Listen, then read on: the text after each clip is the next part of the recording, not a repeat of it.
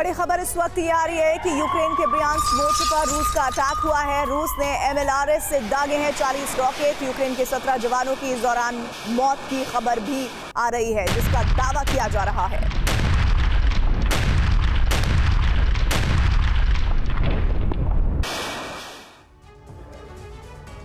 Ukraine के हथियार करीब करीब खत्म हो चुके हैं। अब रूस से मुकाबला करने के लिए उसके पास हथियार नहीं है, जबकि रूस ने हथियारों का प्रोडक्शन कई गुना बढ़ा दिया है, जिससे यूरोप के देशों की घबराहट बढ़ गई है। कहीं यूक्रेन पर कब्जे के बाद पुतिन किसी और देश पर हमला ना कर दे, इसलिए यूरोप के कई देश यूक्रेन को हथियार सप्लाई करने को तैयार हैं, जिससे यूरोप में बड़ा खतरा पैदा हो गया है, क्योंकि रूस के निशाने पर वो तमाम देश आ गए हैं जो यूक्रेन को हथियार भेजने वाले हैं।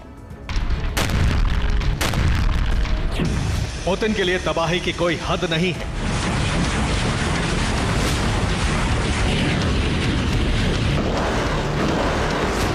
यूक्रेन जीत लिया, फिर किसी दूसरे देश की बारी है।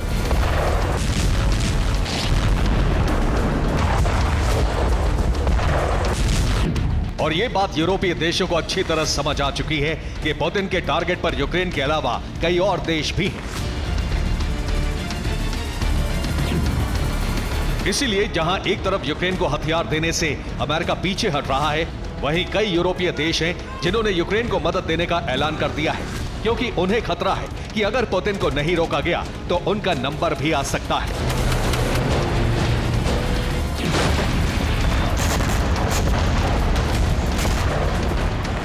इस साल की शुरुआत से ही रूस ताबड़तोड़ हमले कर रहा है, जबकि बिना हथियार यूक्रेन पर हार का खतरा मंडराने लगा है।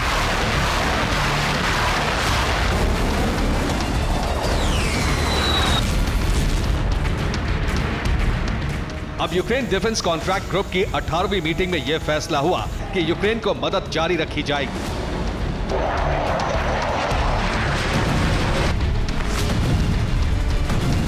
यूक्रेन डिफेंस कॉन्टैक्ट ग्रुप, इसे रेमस्टीन फॉर्मेट भी कहा जाता था, और इसमें 50 से ज्यादा देशों ने हिस्सा लिया था, जिसमें नेटो के 31 सदस्य देश भी शामिल थे। युद्ध शुरू होने से अब तक करीबन इसकी 18 मीटिंगें हो चुकी हैं। इसकी पहली मीटिंग करीबन 2 साल पहले जर्मनी के एयरबेस पे की गई थी।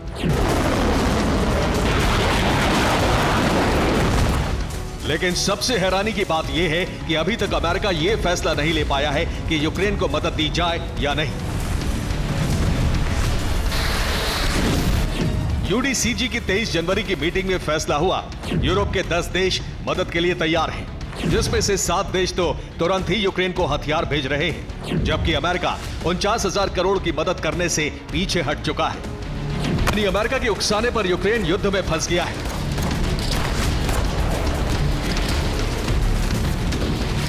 क्योंकि जो अमेरिका चाहता है नेटो में वही होता है। ऐसे में ज़ेलेंस्की के सामने यूरोपीय देशों से मदद मांगने के अलावा कोई दूसरा रास्ता नहीं था। यही वजह रही है कि ज़ेलेंस्की बार बार यूरोपीय देशों पर पुतिन के आक्रमण का खौफ दिखाते रहे हैं।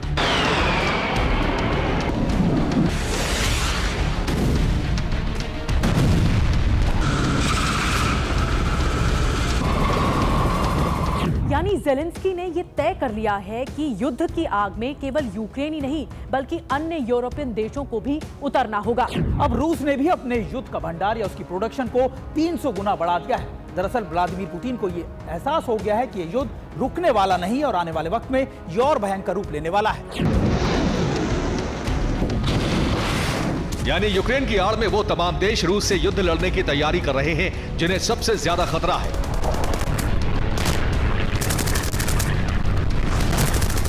उधर अमेरिका को इस बात का भी डर है कि अगर उसने यूक्रेन को हाईटेक हथियार भेजे तो तकनीक की चोरी भी हो सकती है।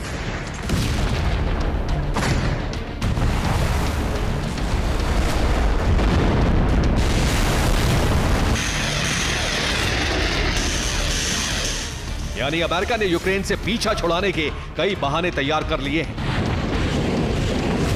जबकि सही बात यह है कि अमेरिका मिडिल ईस्ट में अपनी साख बचाने की जंग लड़ रहा है।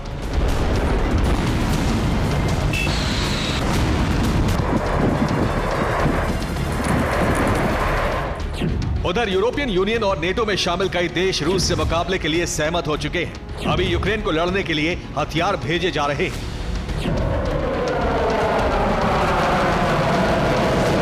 आने वाले वक्त में सीधे सेना भी उतारी जा सकती है, जो सीधे तौर पर यूरोप में विश्व युद्ध का अलार्म माना जाएगा।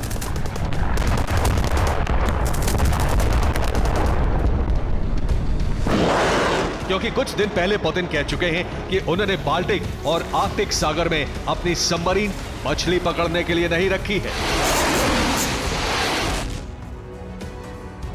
यूरोप में खौफ है, यही वजह है यूक्रेन को हथियार भेजने पर 7 देश तैयार हो गए हैं। जर्मनी 20 जानकारी है कि armed infantry vehicle, 15 Gepard anti aircraft gun, 124 RQ-35 hidden drone, 6 MK-41 anti submarine helicopter भेज रहा है।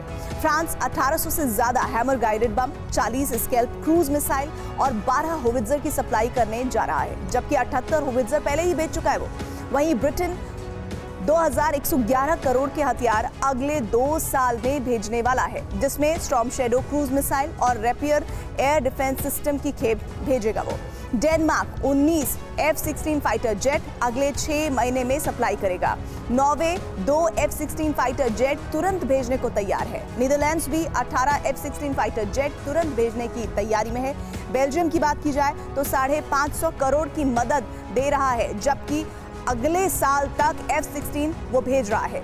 एस्टोनिया भी 714 करोड़ की सैन्य मदद करेगा, जिसमें जेवलिन एंटी टैंक मिसाइल और एंटी टैंक माइंस वो भेजेगा।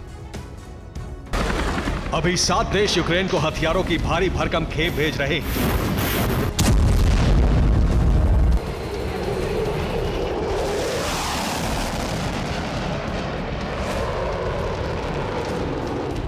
जिसमें अमेरिका के बनाए F-16 फाइटर जेट भी शामिल है।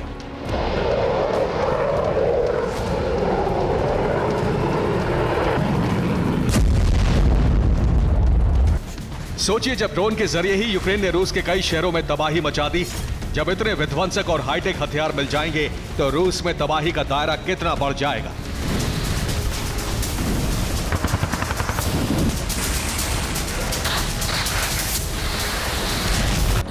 CNN की एक रिपोर्ट में सामने आया है कि यूक्रेन में हथियार करीब करीब खत्म हो चुके हैं। हालात ऐसे हैं कि अगर रूस 10 फायर करता है तो यूक्रेन के पास जवाब देने के लिए एक ही फायर करने लायक बारूद है।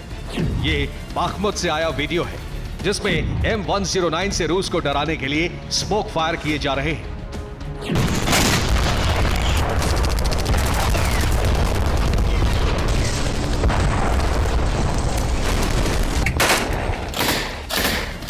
यूक्रेन ने हथियारों की कमी की बात पेंटागन को बताई, लेकिन पेंटागन की तरफ से भरोसे के अलावा कुछ नहीं मिला।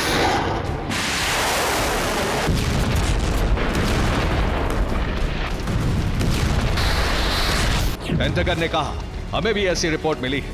यूक्रेन के रक्षा मंत्रालय की तरफ से बताया गया है कि यूक्रेन के स्टॉक वेपन्स खत्म हो रहे हैं, उन्हें हथियारों की जरूरत है। इसका फैसला अमेरिकी कांग्रेस को करना है। यानी अमेरिका ने यूक्रेन को हथियार सप्लाई का फैसला करीब करीब टाल दिया है।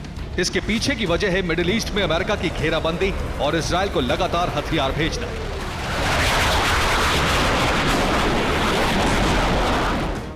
पिछले साल बाइडेन ने $106 बिलियन की डिफेंस फंडिंग को इजराइल और यूक्रेन में बांटने का फैसला किया था। साथ ही इंडो पैसिफिक में चीन के खिलाफ रणनीति बनाने में भी इसके इस्तेमाल की बात कही थी। इसके अलावा अमेरिका मेक्सिको बॉर्डर पर भी सुरक्षा बढ़ाई जा रही है। ऐसे में अमेरिका यूक्रेन पर ज्यादा पैसा नहीं खर्च करना चाहता। यही वजह है जब यूरोप के कई देश यूक्रेन को मदद देने का फैसला कर चुके हैं। दूसरी तरफ रूस ने प्रोडक्शन बढ़ा दिया है। साथ ही चीन और नॉर्थ कोरिया से भी उसे हथियार मिल रहे हैं। यानी यूक्रेन को जल्दी हथियार नहीं मिले तो रूस उसे खाक में मिला देगा।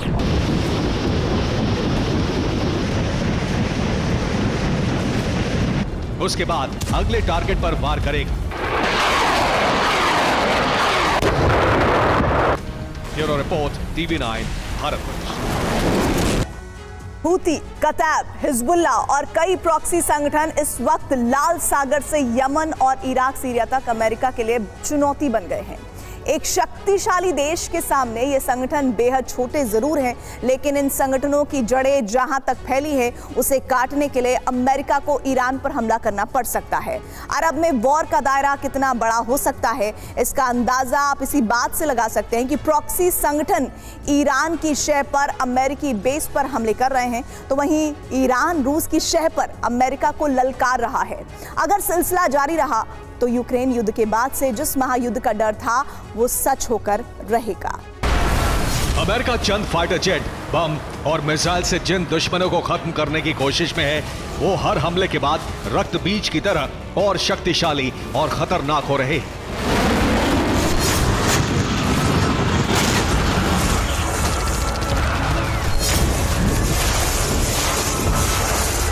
अमेरिका जिन संगठनों को अपनी सैन्य ताकत का एक बहुत छोटा सा हिस्सा लगाकर भस्म करने की कोशिश में है, वो इराक और सीरिया से अमेरिका की संपूर्ण सफाई की सौगंध खा चुके हैं।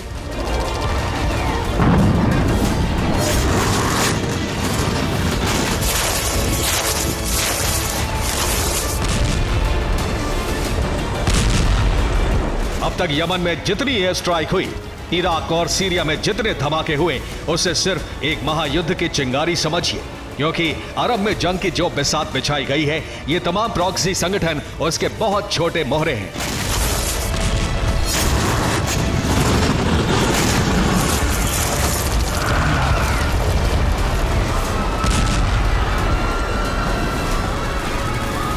अमेरिका के दुश्मनों की लिस्ट बहुत लंबी है, लेकिन आज आपको कुछ अहम किरदारों के बारे में बताते हैं।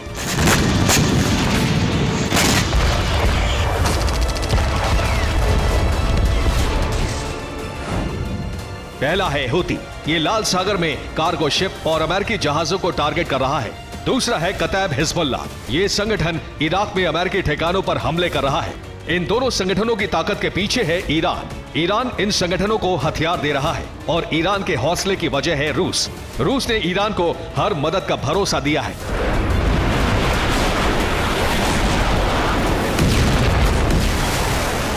अब आपको अंदाजा हो गया होगा कि यमन और इराक में सिमटे चंद धमाकों की कहानी भविष्य में कितनी बड़ी हो सकती है।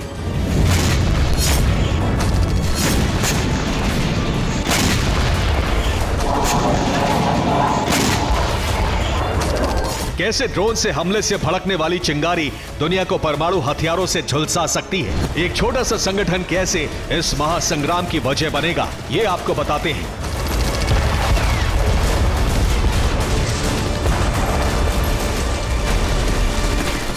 अमेरिका क्या पूरी दुनिया भी इस आतंकी हमले और इसे अंजाम देने वाले इस चेहरे को कभी भूल नहीं सकती। हूती अब ऐसे ही किसी बड़े हमले की फिराक में है।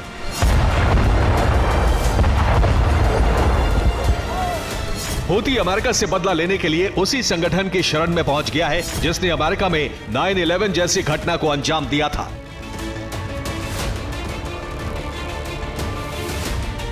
रिपोर्ट के मुताबिक हूती के सीनियर नेताओं ने अल-कायदा के नेताओं से मुलाकात की है।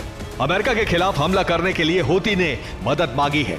हूती अल-कायदा की मदद से अमेरिका यूरोप में आत्मघाती हमले करना चाहता है।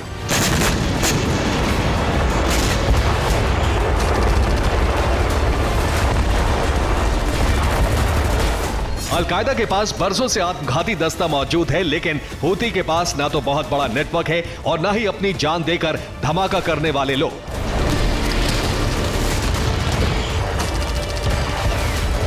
यही वजह है कि हूती ने अल-कायदा से मदद मांगी है। रिपोर्ट के मुताबिक दोनों बैठकें यमन में हुई। पहली बैठक यमन की राजधानी सना में की गई। इसके बाद फिर एक बैठक हुदैदा में हुई। बैठक को बेहद गुप्त रखा गया था और इसमें अल-कायदा के कई सदस्य मौजूद थे।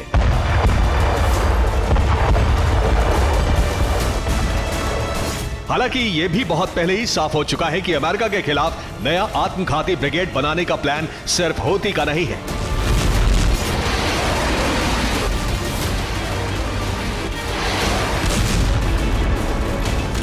ईरान इसमें तमाम संगठनों की मदद कर रहा है। इसके कई सबूत भी सामने आ चुके हैं। ये पहला सबूत देखिए। नवंबर 2023 में अल-अक्सा शहीद ब्रिगेड ने इजराइल के लिए यह धमकी जारी की थी। इसमें इजराइल को मानव बम से दहलाने की धमकी दी गई थी। अगली तस्वीर देखिए। यह हिजबुल्लाह ग्रुप के भर्ती का विज्ञापन है। इसमें लिखा है कि जो कुर्बानी देना चाहते हैं वो मानव बम बनने के लिए ईरान के मशहद पहुंचे।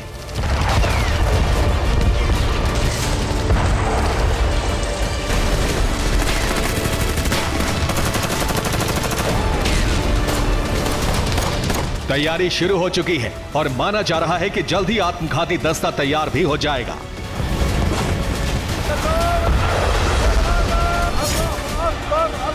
हिजबुल्लाह ने इसे जिहाद का नाम दिया है और दुनिया भर के मुसलमान युवकों से मानव बम बनने की अपील की गई है।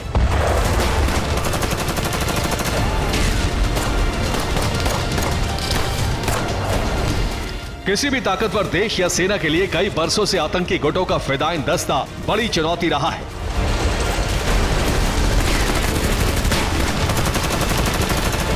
तब माना जा रहा था कि यह सब इजराइल को दहलाने के लिए किया जा रहा है, लेकिन अब साफ हो चुका है कि प्लानिंग अमेरिका और यूरोप तक को दहलाने की है।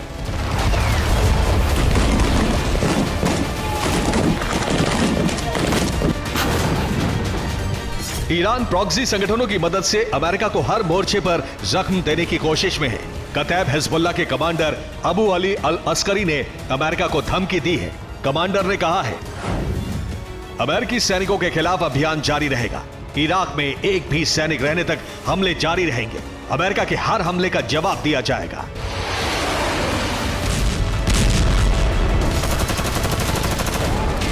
एक तरफ ईरान के इशारे पर प्रॉक्सी संगठन लगातार हमले कर रहे हैं, तो दूसरी तरफ रूस ईरान की ताकत बढ़ाने में जुटा है।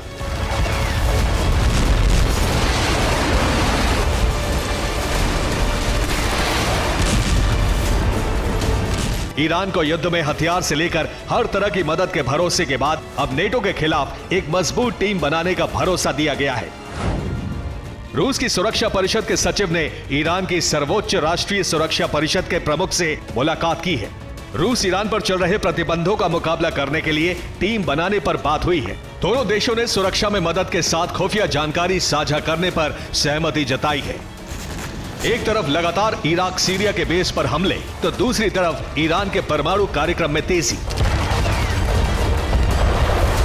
ऐसे में प्रॉक्सी संगठनों का एक भी बड़ा हमला अमेरिका को ईरान पर हमले के लिए उकसाने वाला होगा और सुपर पावर का सब्र खत्म हुआ तो कई देश जंग की आग में झुलस उठेंगे।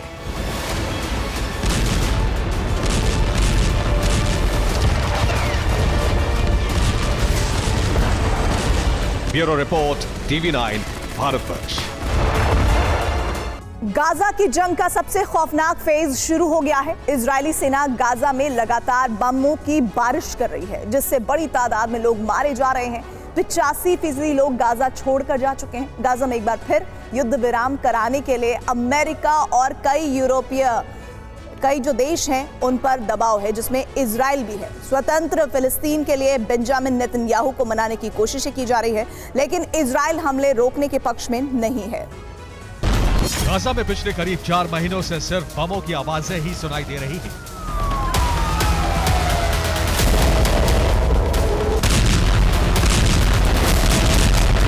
गाजा में हर तरफ तबाही के मंजर हैं।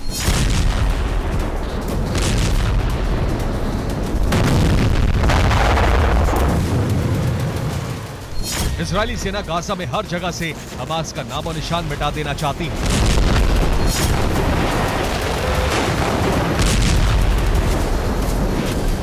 आईडीएफ हमास के ठिकानों, हथियारों के गोदामों और अड्डों को भी हर जगह तबाह कर रही है।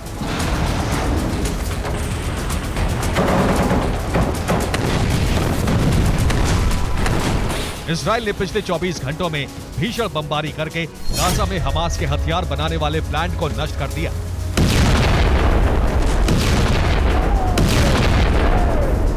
इजरायली सेना उत्तरी गाजा में हमास के लगभग खात्मे का दावा कर रही है। अब दक्षिणी गाजा में भीषण जंग छिड़ी हुई है। खान यूनुस में भी इजरायली सेना बड़ा ग्राउंड ऑपरेशन चला रही है।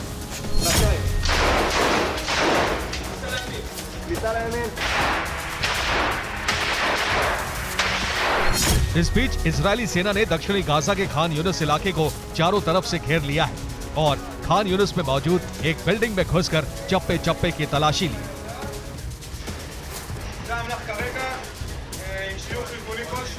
खान यूनिस में इस बिल्डिंग में इजरायली सेना को हमास के हथियारों का बड़ा जखीरा मिला।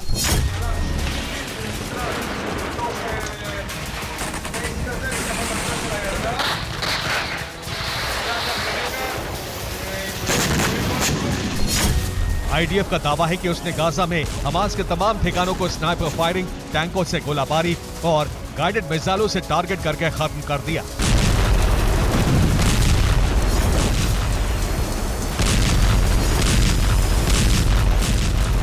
दावे के मुताबिक खान यूनिस में सुरंगों से बाहर निकालने के बाद हमास के कई लड़ाकों को मार गिराया।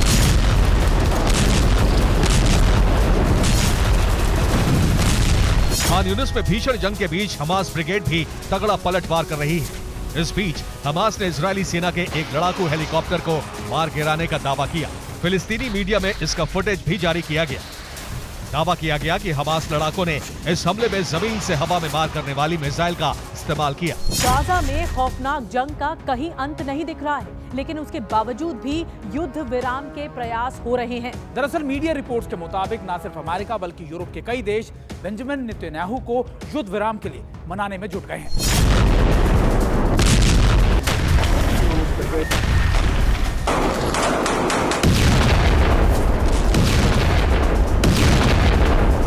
ब्रिटेन के विदेश मंत्री डेविड कैमरून ने गाजा के समाधान के लिए 2 देश बनाने की वकालत की। कैमरून ने कहा कि हमास लड़ाकों को गाजा छोड़ना होगा। एक तरफ अमेरिका और यूरोपीय देश गाजा के समाधान के लिए बेंजामिन नेतन्याहू पर दबाव बना रहे हैं, तो दूसरी तरफ अमेरिका बड़ी तादाद में इजरायल को हथियार भेज रहा है।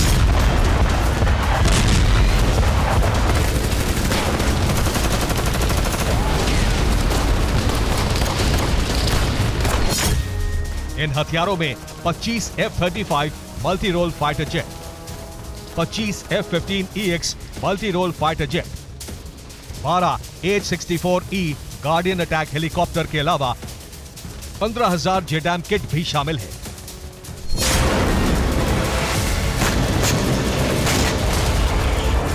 माना जा रहा है कि अमेरिका का यह कदम इजरायल को फिलिस्तीन विवाद के स्थायी समाधान के लिए तैयार करने की कोशिश है।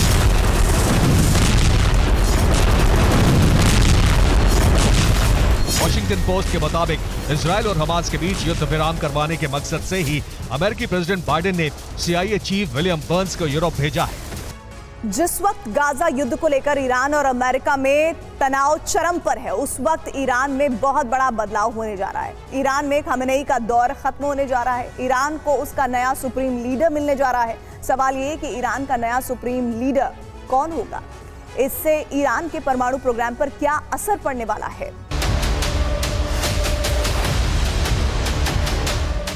ये है अली खमेनेई, ईरान के सुप्रीम लीडर। ईरान में खमेनेई का राज खत्म होने जा रहा है।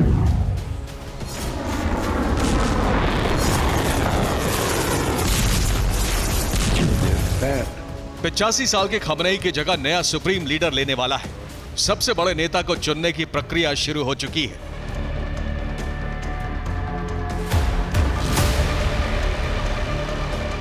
सवाल यह है कि नया सुप्रीम लीडर आने के बाद ईरान के परमाणु कार्यक्रमों पर क्या असर पड़ेगा, ईरान की सैन्य शक्ति पर इसका क्या असर पड़ेगा। इन सवालों का जवाब तलाशेंगे, लेकिन सबसे पहले उन संभावित चेहरों के बारे में जान लीजिए जो ईरान का सुप्रीम लीडर बन सकते हैं। सुप्रीम लीडर की रेस में सबसे बड़ा नाम है ईरान के पूर्व राष्ट्रपति हसन रूहानी। इस रेस में ईरान के मौजूदा राष्ट्रपति इब्राहिम रईसी भी हैं। अली खमेनेई के बेटे मुस्तफा खमेनेई भी सुप्रीम लीडर की दौड़ में हैं। इसके अलावा हसन खमेनेई, मोहसिन अराकी, अली रजा अराफी, ईरान के बड़े धार्मिक गुरु भी सुप्रीम लीडर के दावेदारों में हैं। हालांकि ईरान के सबसे बड़े नेता का ताज किसके सिर पर सजेगा, ये किसी को पता नहीं, लेकिन कहा यह जा रहा है कि ईरान का सुप्रीम लीडर वही बनेगा जो ईरान के परमाणु कार्यक्रमों को गति दे सके।